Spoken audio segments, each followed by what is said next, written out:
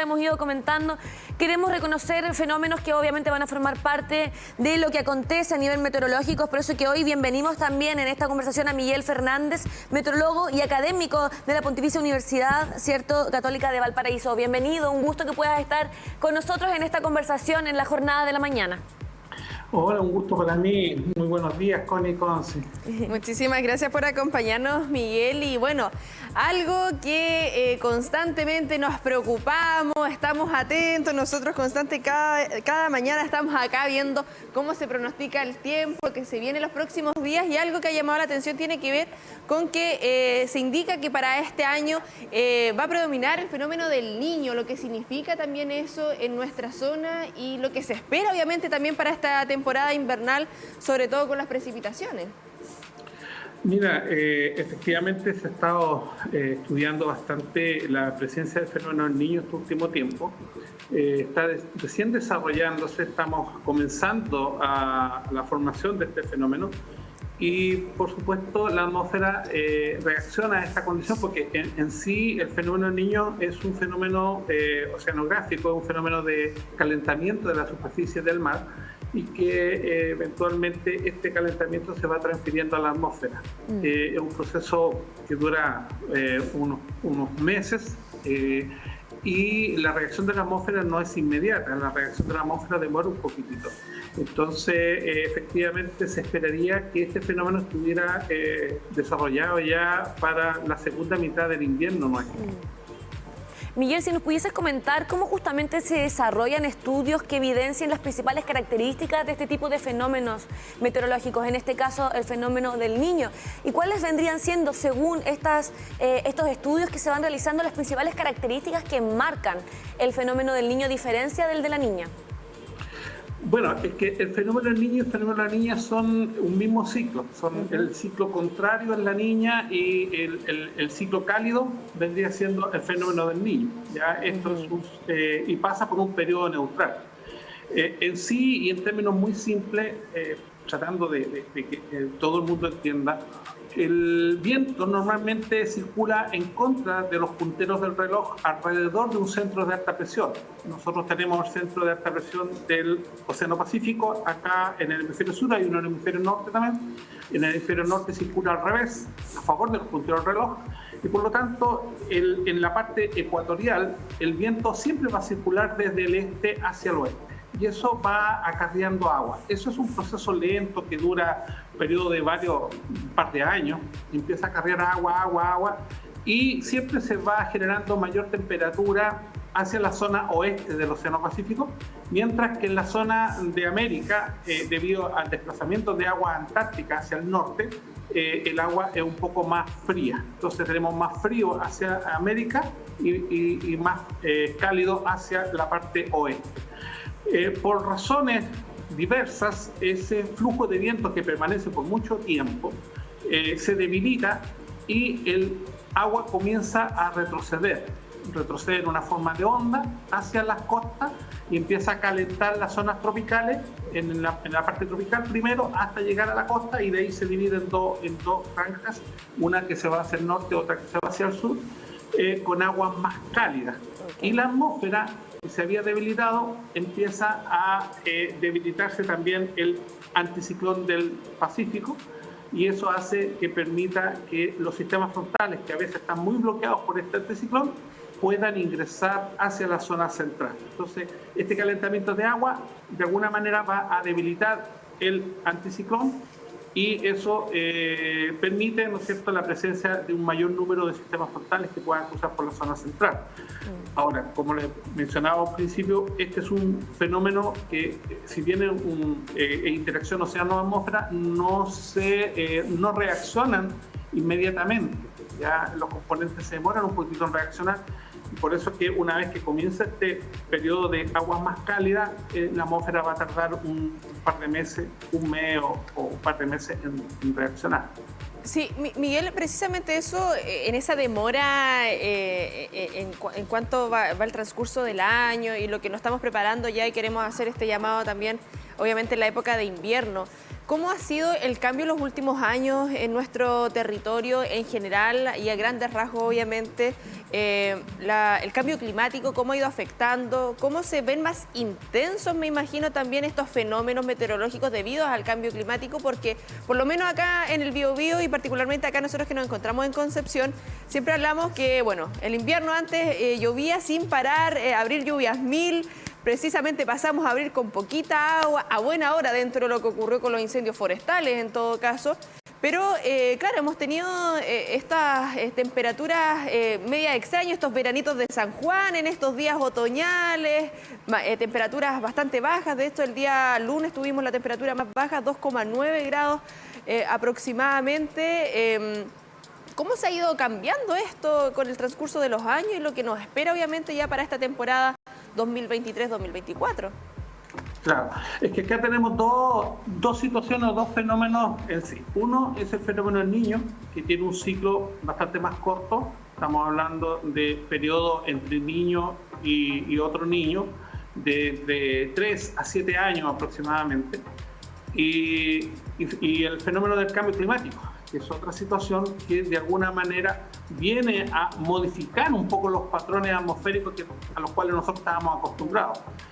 Sin duda, el hecho de que el anticiclón del Pacífico se haya intensificado tanto por un periodo bastante largo, eso hizo que el fenómeno del Niño en sí no se desarrolle tan rápidamente como nosotros estábamos acostumbrados, que normalmente era de 3, 5 años. Entonces tarde más en desarrollarse y por lo tanto estos eventos del Niño pueden eventualmente ser mucho más intensos que los eventos del Niño que se producían años atrás.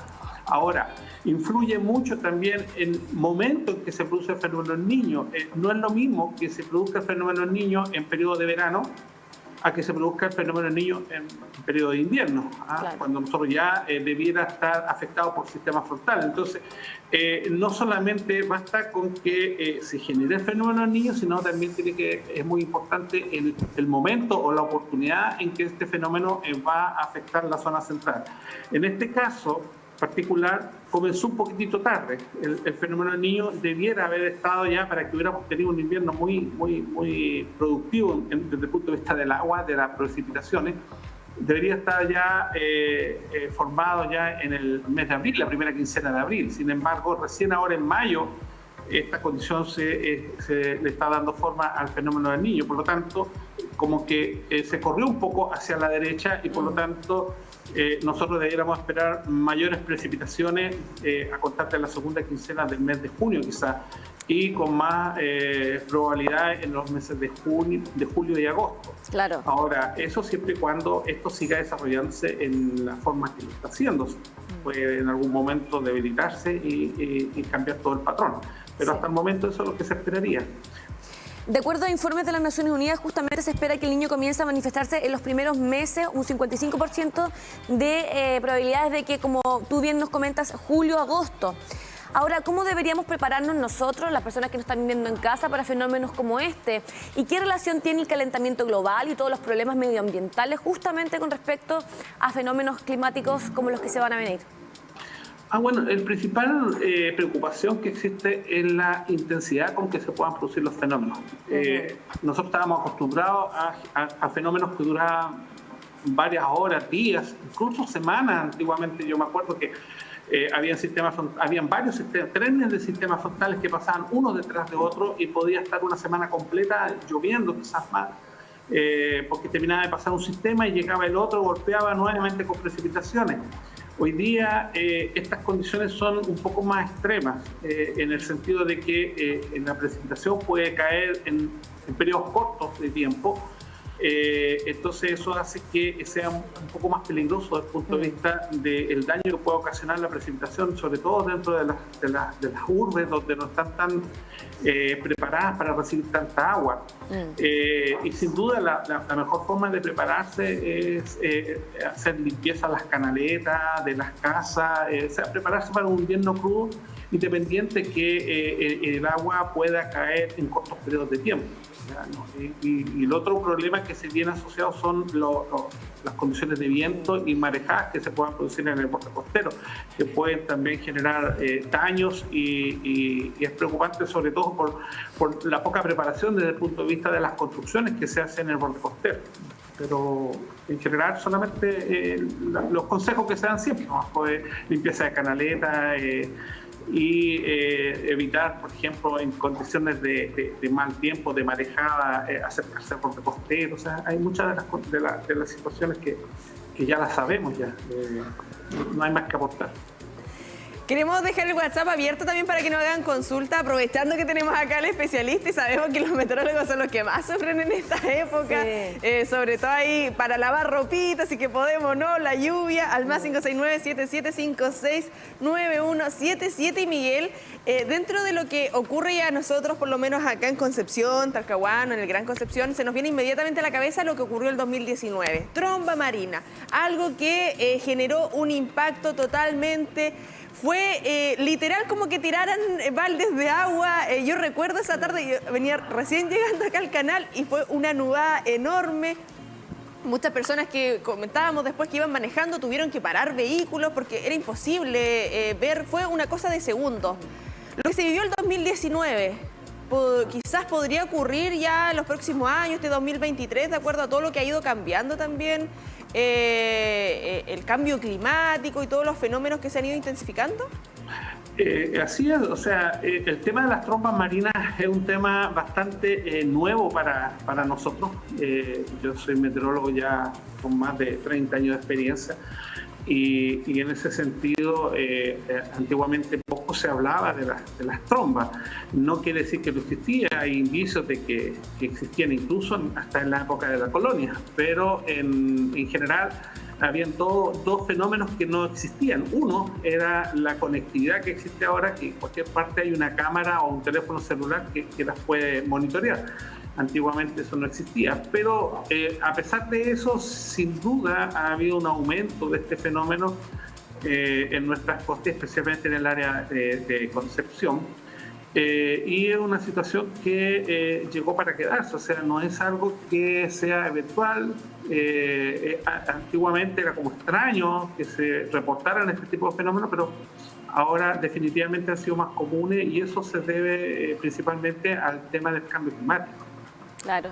Ahora, ¿cómo puede estar preparada la población a nivel regional?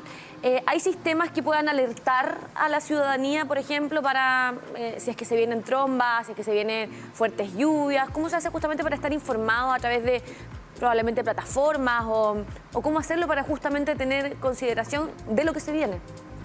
Bueno, en ese sentido hay bastante adelanto. Hoy día tenemos mucha tecnología a disposición, entre ellas algo que ha cambiado mucho el pronóstico meteorológico, que es la modelación atmosférica y también la modelación oceánica. Eso permite, ¿no es cierto?, hacer pronósticos con bastante más antelación y bastante certeros para todo el territorio nuestro. Ahora, en cuanto a las trombas, eso ya es un poco más difícil porque es una condición de microclima, es una condición muy particular, muy local, que los modelos todavía no son capaces de reproducir esas condiciones. En general, la resolución de los modelos todavía no es suficiente para poder detectar este tipo de fenómenos, ¿ya? Pero dada la inestabilidad que se genera, cada vez que pasa un sistema frontal hay sistemas que tienen mucha más inestabilidad que otros y por supuesto al momento de presentarse el sistema en esas condiciones uno puede generar una alerta de posibilidad de tromba, pero no con el respaldo de un trabajo científico, sino más bien desde el punto de vista experiencia del experto que pueda estar haciendo el análisis. Están llegando algunas preguntas al más 569-7756-9177. Andrea de Chihuayante nos pregunta, Miguel. Ella nota que en la noche llueve más. ¿A qué se debe esto? En el día, pequeñas precipitaciones y en la noche se parte el cielo con lluvia. Bueno, en general, los sistemas que generan las precipitaciones se deben a movimientos verticales del aire. Cuando el aire comienza a elevarse, se va enfriando y a medida que se enfría el agua, la humedad que tiene ese aire se condensa y forman las gotitas de agua.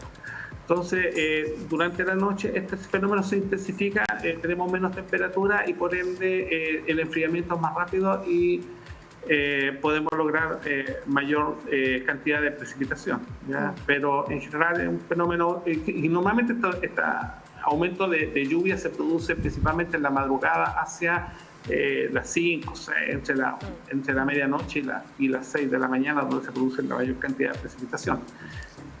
¿Cuáles van a ser las zonas probablemente más afectadas de nuestro país con respecto a este fenómeno? Desde el punto de vista de las precipitaciones. Así es. Bueno, todo lo que correspondería a la zona central, esperemos que el fenómeno continúe en su desarrollo y genere precipitaciones. Así que desde los sistemas frontales en época de invierno llegan hasta la zona, normalmente hasta la zona de Coquimbo, pero pueden tenderse un poco más al norte, hacia la zona incluso del área de Calama. Pero principalmente lo más afectado debiera ser justamente la zona del Biobío, la región de Higgins y Maule, son las zonas más afectadas normalmente. Sí, algo que, bueno, Miguel nos acompañó hace unos 2 años atrás, full pandemia, y voy a hacer la misma pregunta que realicé en esa época. ¿Qué tanto confiar en nuestros dispositivos móviles cuando yo estoy viendo en estos momentos que tenemos 13 grados, mayormente nublados, se espera una máxima de 16 grados con una mínima de 10, y a eso de el jueves, sí, jueves, 70% de probabilidades de lluvia? ¿Le creo o no le creo? La verdad es que hoy día sí hay que creerle un poco, no al 100%, pero eso muestra una tendencia. En general, lo que muestran los dispositivos móviles son modelos atmosféricos que están trabajando detrás y están entregando productos. En el mercado, a nivel mundial, existen muchos modelos meteorológicos. No todos los modelos tienen la misma resolución, ni todos los modelos trabajan con los mismos datos de entrada, ni corren de la misma forma. Entonces, existen diferencias, hay parámetros dentro del modelo que están seteados de una forma y en otros modelos de otra forma. Entonces, eso hace que haya diferencia entre los resultados de un modelo y otro modelo. Entonces, claro. Por lo tanto, uno no sabe qué modelo está usando la aplicación que uno está mirando. Lo ideal sería, por ejemplo, poder ver varios modelos y sacar un promedio, ya que es lo que normalmente hacen los meteorólogos que están haciendo análisis, que no se dejan influenciar solamente por el resultado de un modelo, sino por varios. Pero sin duda, hoy día la modelación atmosférica tiene bastante acierto y desde el punto de vista probabilístico es lo mejor que tenemos y sí marca una tendencia. O sea, el hecho que diga que hay posibilidades de precipitación es porque hay posibilidades de precipitación. Ahora, a veces las precipitaciones no se dan en toda el área, puede que en un sector llueva, en otro no, pero sobre todo cuando son sistemas frontales débiles. Claro. Cuando son sistemas frontales intensos, seguro que llueve en todas partes. ¿Ya? Pero sí marca una tendencia y es bueno mantener una observación sobre ello. Universalmente se conoce el fenómeno y el nombre del niño y niña justamente porque los pescadores de Sudamérica que conocen y describen el fenómeno desde hace mucho tiempo lo llamaron el niño porque algunos de sus efectos más importantes se producen en torno a la Navidad. Deberíamos probablemente cambiarle el nombre en nuestro país porque poco estamos, digamos, en lo que es fecha navideña, ¿no? Claro. Efectivamente esto se conoció principalmente en las costas de Perú. Ellos pudieron identificar que se producía este fenómeno de intensa lluvia, principalmente en época cercana a la Navidad. Claro. Sin embargo, el fenómeno del niño en sí ya tiene otra denominación que se llama el Niño y Oscilación del Sur, el ENSO, o el ENOS que le llaman, y que tiene dos componentes, o sea, tres partes. Una parte cálida, que se conoce como el niño, una parte fría, que se le denominó a la niña, nada más ponerle otro nombre, y un periodo neutral. Son 3 periodos en general, el ciclo completo va de un niño, neutral, niña, luego neutral, niño, neutral, niña, y así van los diferentes ciclos. Entonces, el tema es que a veces el periodo cálido, a veces cuando debiera formarse, prevalece el periodo frío de la niña, ¿ya?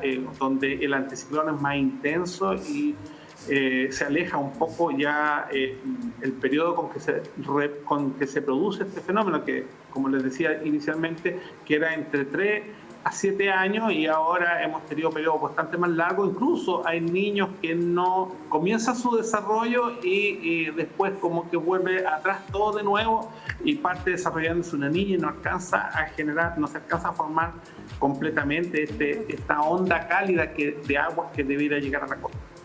Sí, nos siguen llegando preguntas a través de nuestro WhatsApp, lo reiteramos, más 569-7756-9177. Carlos desde Los Lirios nos escriben que explicar un poquito sobre lo que pasa después de la lluvia, que uno inmediatamente nota que hay frío, bajan las temperaturas. O uno dice, ya no me voy a abrigar tanto porque está lloviendo y no hay tanto frío. ¿Qué ocurre ahí meteorológicamente respecto a eso? Ya, mira, la mayoría de las precipitaciones que nosotros recibimos aquí en la zona sur, principalmente el 100% de ellas, son producto de choques de masas de aire. ¿Ya? Siempre va a haber actuando una masa cálida con una masa fría. Es la masa fría que tiene mayor dinamismo, más fuerte, que empuja eventualmente la masa cálida y la desplaza, la quita de su lugar. Me voy a devolver un poquitito. El aire en sí como un fluido no se mezcla entre un aire cálido con un aire frío. No se produce una mezcla. Entonces se producen masas de aire que son miles de kilómetros cuadrados de volúmenes de aire que mantienen unas características homogéneas, principalmente de temperatura y humedad. Entonces esa área, esas burbujas de aire grande de tantos kilómetros se mantienen en un determinado lugar y adquieren las características de ese lugar. Pero entre ellas, cuando se empujan, no se mezclan, ¿ya? Cada una trata de mantener sus características, y lo único que sucede es que la masa fría, cuando empuja la masa cálida, la masa cálida tiende a elevarse, se sube porque es más cálida, un poco más liviana, y la masa fría tiende a ingresar por debajo.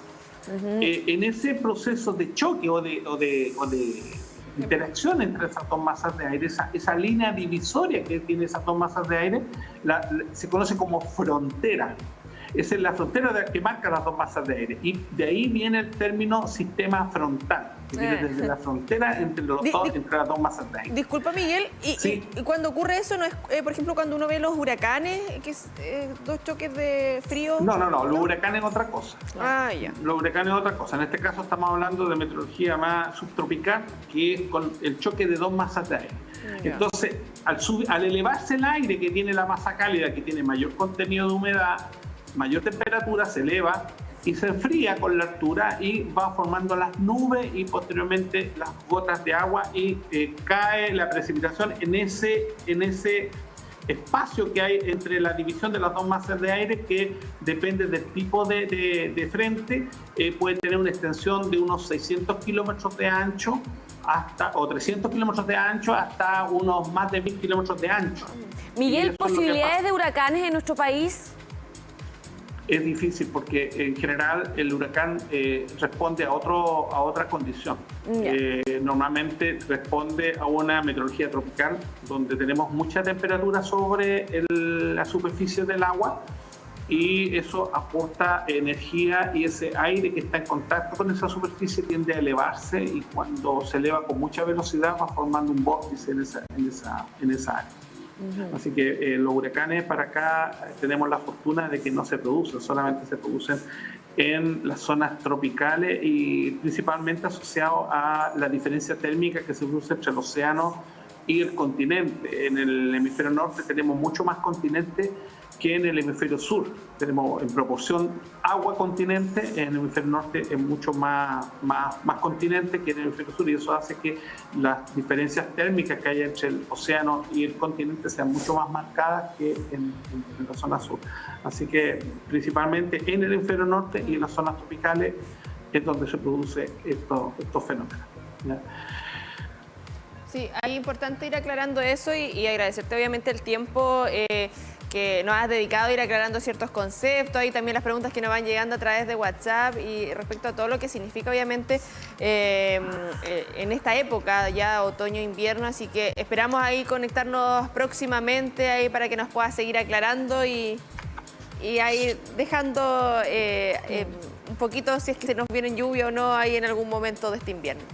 Bueno, con gusto yo lo puedo colaborar aquí cuando me necesiten, estando disponible, no hay problema. Yo quisiera terminar un poco la idea de la pregunta que me hicieron sobre por qué hacía frío después del frente. Una vez que pasa el sistema frontal frío, nosotros nos quedamos dentro de la masa fría. Antes estábamos en la masa cálida, encerraditos, claro. Pasaba al frente con todo el área de lluvia que yo les mencionaba, y después quedamos encerrados dentro de una masa fría. Y esa masa fría obviamente trae también un poco más de viento de componente sur, y obviamente se nota la diferencia térmica entre el aire cálido que teníamos antes de que pasara el sistema frontal y el frío que es el que queda prevaleciendo después del paso de un sistema frontal.